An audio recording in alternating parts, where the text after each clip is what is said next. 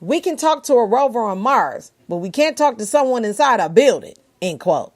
Despite being aware of the limitations and fragility of the infrastructure, we continue to lack contingency plans for how to communicate when technology fails or is destroyed.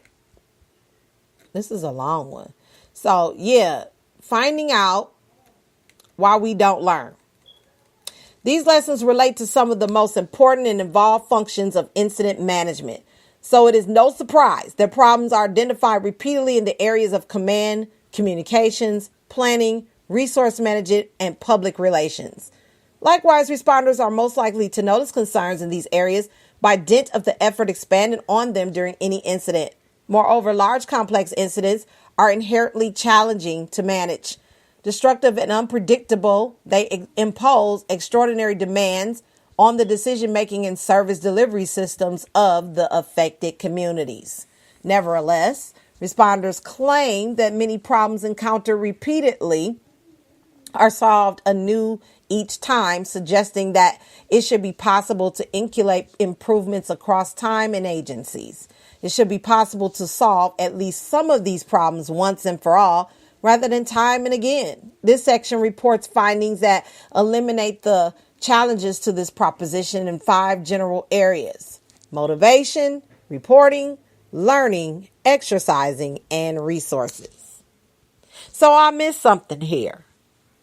The motivation to walk away, to write down what I saw, to also reflect on what I learned, exercise it next time when it comes up, because problems don't go away just because you solved one, and the resources to get you there.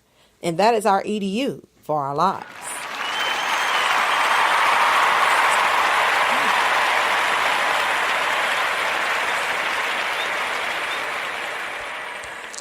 So when we come back, we're going to do quote for the day and get on up out of here. And I will see you next week, letting you know some announcements, because it's about that time for me to step out and go out of town and do some business. But I'll be talking to you about that throughout the week next week. So don't touch that dial. Don't go nowhere, y'all.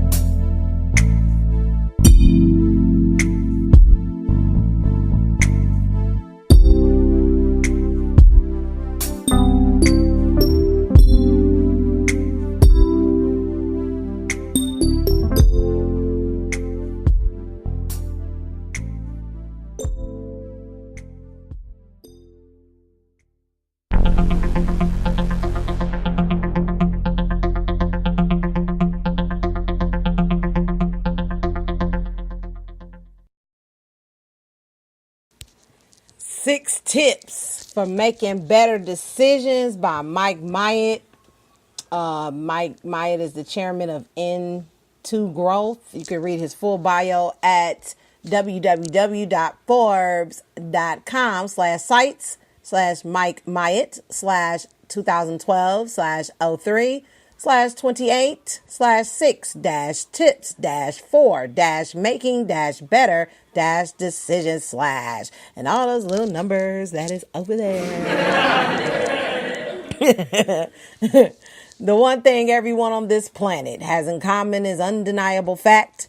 We've all made our fair share of regrettable decisions. Show me someone who hasn't made a bad decision, and I'll show you someone who is either not being honest or someone who avoids decisioning at all costs.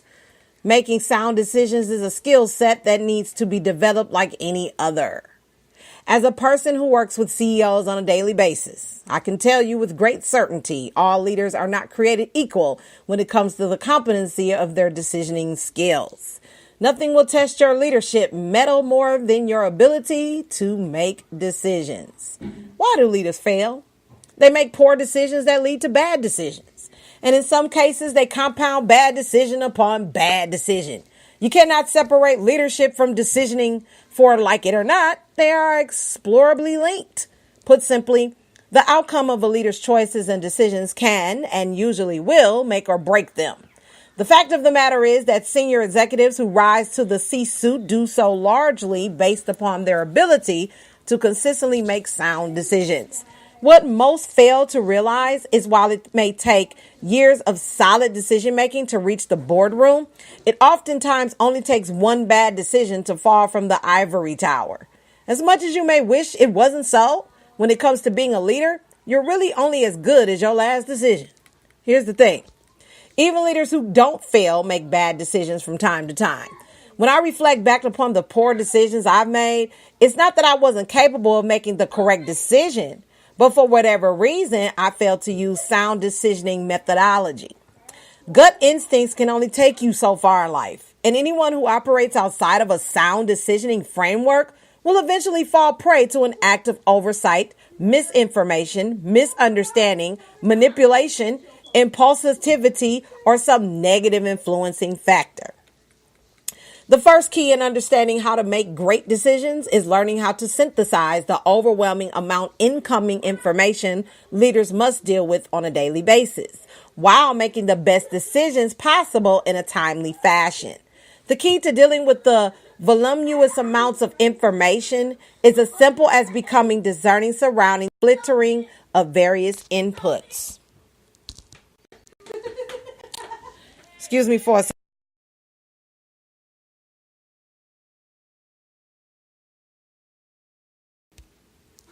Understanding that a hierarchy of knowledge exists is critically important when you're attempting to make prudent decisions. Newsflash, not all inputs should weigh equally in one's decisioning process. By developing a qualitative and quantitative filtering mechanism for your decision process, that you can make better decisions in a shorter period of time. The hierarchy of knowledge is as follows. Gut instincts. This is an experiential and emotional filter that may oftentimes have no current underpinning of hard analytical support. That said, in absence of other decisioning filters, it can sometimes be all a person has to go on when making a decision. Even when more refined analytics are available, your instincts can often provide a very valuable gut check against the reasonability or bias of other inputs. The big takeaway here is that intuitive decisioning can be refined and improved. My advice has actually worked at becoming very discerning. Data. Raw data is comprised of disparate facts, statistics, or random inputs that in and of themselves hold little value. Making conclusion based on data in its raw form will lead to flawed decisions based on incomplete data sets. Information. Information is simply an evolved or more complete data set. Information is therefore derived from a collection of processed data where context and meaning have been added to disparate facts, which allow for a more thorough analysis. Knowledge. Knowledge is information that has been refined by analysis such that it has been assimilated, tested, and or validated. Most importantly, knowledge is actionable with a high degree of accuracy because a proof of concept exists. Even though people often treat theory and opinion as fact, they are not one and the same. I have witnessed many a savvy executive blur the lines between fact and fiction, resulting in an ill-advised decision when decisions are made under extreme pressure and outside of a sound decisioning framework. Decisions made at the gut instinct or data level can be made quickly, but offer a higher level of risk. Decisioning at the information level affords a higher degree of risk management, but are still not as safe as those decisions based upon actionable knowledge. Another aspect that needs to be factored into the decisioning process is the source of the input. I believe it was Cyrus the Great who said, quote, diversity in counsel, unity in command, end quote, meaning that good leaders seek the counsel of others, but maintain control over the final decision. While most successful leaders subscribe to this theory, the real question is not whether you should seek counsel, but in fact, where and how much counsel you should seek. You see, more input or the wrong input doesn't necessarily add value to a decisioning process. Volume for the sake of volume will only tend to confuse matters, and seeking input from sources that can't offer significant contributions is likely a waste of time. Two other issues that should be considered in your decisioning process as they relate to the source of input are as follows: creatability and bias. What is the track record of your source? Is the source reliable and credible? Are they delivering data, information, or knowledge? Will the source tell you what you want to hear, what they want you to hear, or will they provide the unedited version of cold, hard truth? And in this case, Lot's wife definitely got a cold, hard truth that day. By not listening, sitting down, shutting up, and listening, standing up, turning around, cost her her life. Number 2. Bias. Are there any hidden and or competing agendas that are coloring the input being received? Where she was comfortable, had to come out of the comfort zone and go into something new that she has never seen before. So she looked back because she wanted to go back to her comfort. That's what I see in this. Is the input being provided for the benefit of the source or benefit of the enterprise? I think it was the benefit of both.